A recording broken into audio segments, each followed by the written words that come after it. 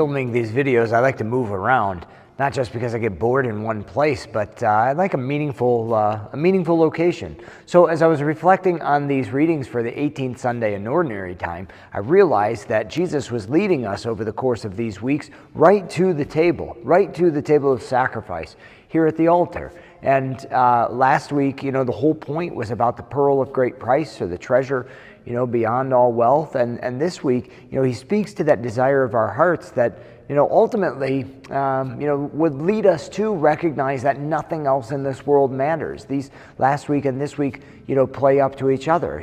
The prophet Isaiah says in the first reading, "Why spend your wages for what fails to satisfy?" Nothing in this life is going to satisfy the desires of our hearts.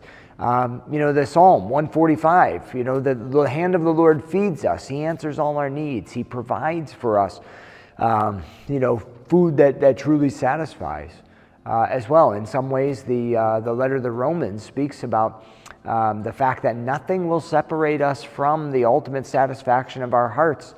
As we open ourselves to the Lord, He will pursue us to the end to provide for us all that we need.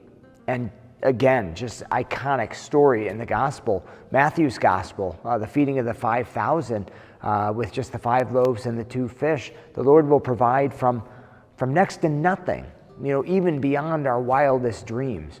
And remember here too, this is Matthew's version. He's really showing Jesus to be a new everything, right? And he's a new Moses. He's a new Elijah. He is the fulfillment of all of these images in the Old Testament. So just as Elijah, provides for the people, multiplication of loaves, here is Jesus multiplying loaves, over and over again, beyond what was seen in the Old Testament. And, how many baskets are left over? 12. The fulfillment of, those 12 tribes of Israel following behind, here we have the apostles, and ultimate fulfillment. That's what it's about. That's what the promise is. That's the meaning of that 12 number. And so again, the pearl of great price from last week, the treasure beyond wealth, our hearts need to come alive and desire it as much as Jesus desires to provide for us, that we might pursue